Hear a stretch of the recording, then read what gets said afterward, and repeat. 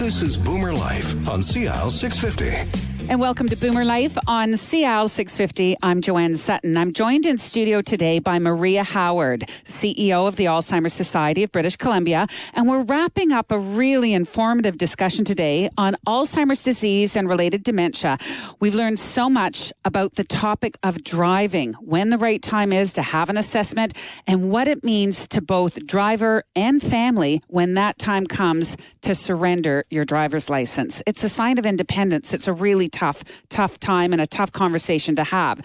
So we're just going to take a moment here to switch hats a little bit and switch topics right now to talk about a really important fundraising event that the Society is sponsoring coming up in September, and we want to make sure that you know about it. So let me take a moment right now to introduce you to a prominent member of the volunteer committee for the Climb for Alzheimer's. Say hello to Sue Sammy. Hi, Sue. You're on the phone, right? I am.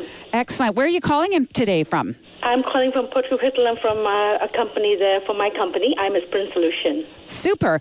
Sue, thank you so much for taking the time out to join the program. We want to find out a little bit more about you and about this event that you're involved with. So I understand that you're a member of the volunteer committee for the Society's Climb for Alzheimer's, which is a fundraising event. It's on the schedule for September 24th up on Grouse Mountain. And we usually start off by asking all of our guests if they happen to have a personal connection to dementia. So do you have someone in your life that's affected by the disease? Yes, my dad, Mr. Nair, was diagnosed with dementia 5 years prior to his passing. And was that a long time ago? No, that was just 3 years ago. And how was that for you? I know, in fact, it would have changed your life. Could you tell us a little bit about that time and that journey? Yeah, unfortunately, we didn't know about the society. So a lot of information that we found was, through internet and my sister's doctor. When we needed the support from the doctor, my dad's doctor, the message that we received from him was that your dad has dementia, and it's going to get worse. And you're going to have to put him in a home. And home care was not an option for our family. And we wanted to make sure that my dad had the best care possible.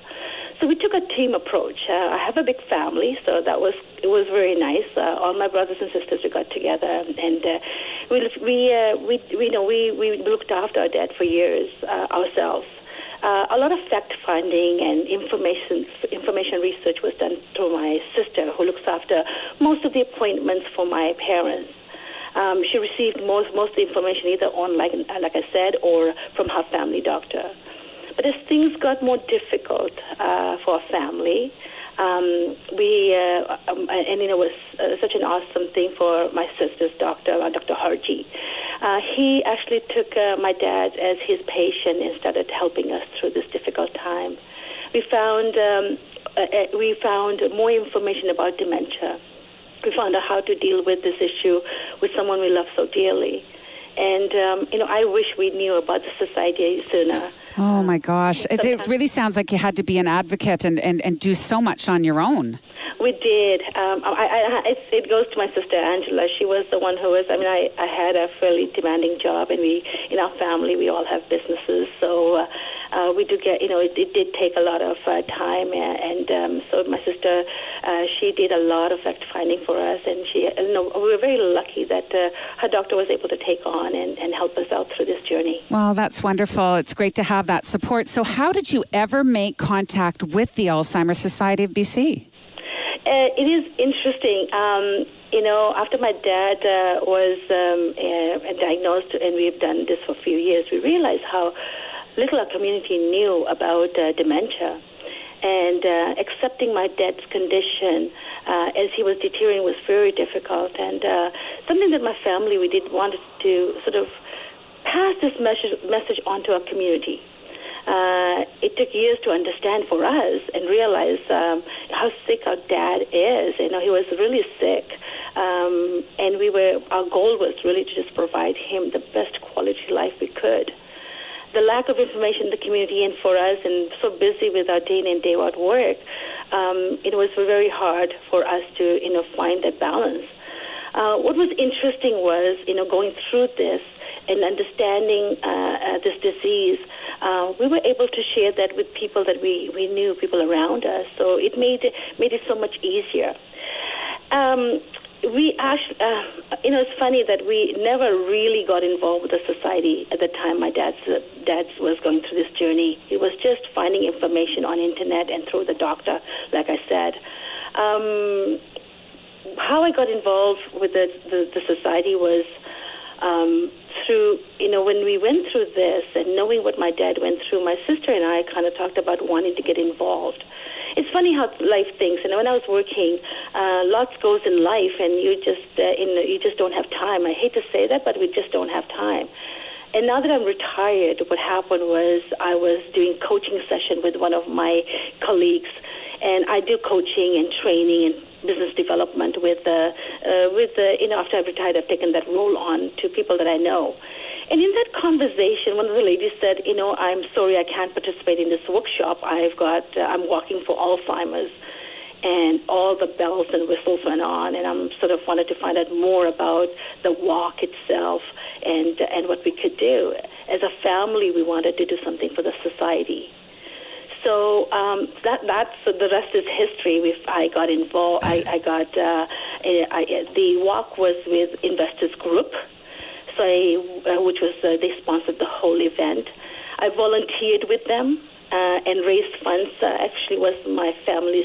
It was a full family effort. I shouldn't take all credit for it. My whole family got involved. We were there for the walk. And thereafter, I met with Lorraine Fletcher, who was the organizer for the volunteers. I met with her. I told her about my dad's situation, what we went through, and I said I wanted to help our Indo-Canadian community and how I can help. And she said that, well, there is a position for a co-chair for Alzheimer's and for the climb, would you be interested in? I kind of got involved with that from that time on. So it was really after my dad's passing that I got truly involved. Oh, but it really sounds like one of those light bulb moments when the woman said, I'm going to do the walk for Alzheimer's. It's like, I think it's fantastic. So tell us about the climb. What do you actually do? Well, for the climb, our goal is to get the awareness out there. The climb represents conquering an obstacle and to achieve great goals and goals of those people who are going through this journey. You need the help and the support of the family, absolutely, as we were there for our dad. But we also have to empower them through this journey. And making them realize that it's okay if they forget. Sue, we just have a little bit more time left.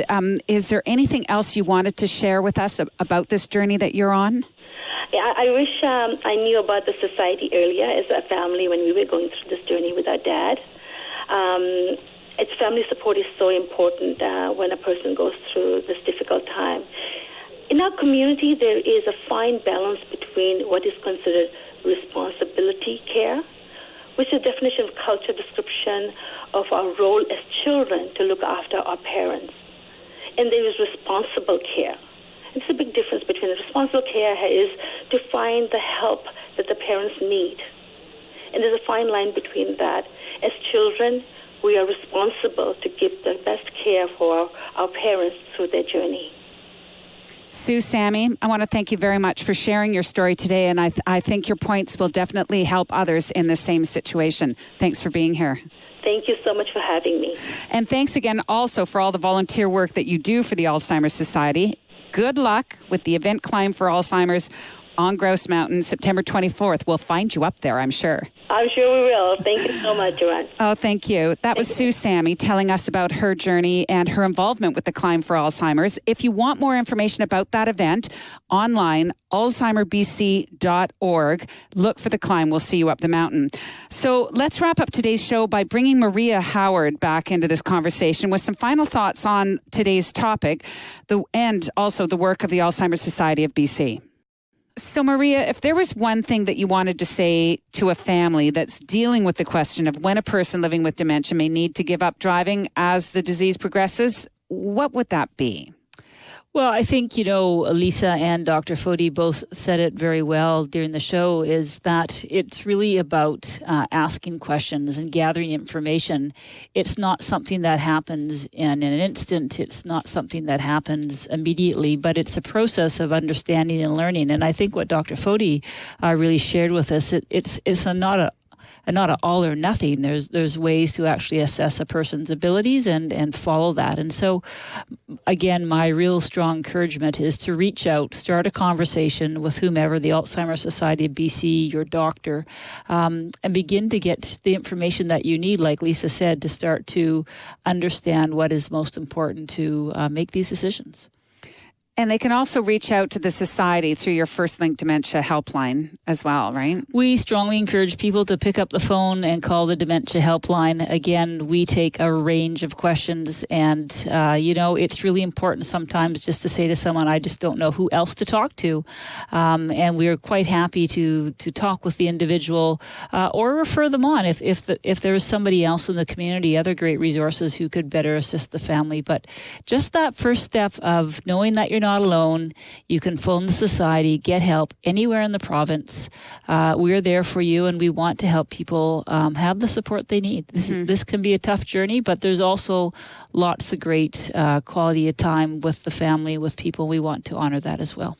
I think my natural instinct would be the easiest place to start is with your family doctor. But as our guest Lisa Jameson mentioned, in the case of her and her father, the advice she passed along was start with the family, have the communication with that family. And then, of course, we have the option of calling the Alzheimer's Society as well. So it's like you've got three groups behind you in your circle already.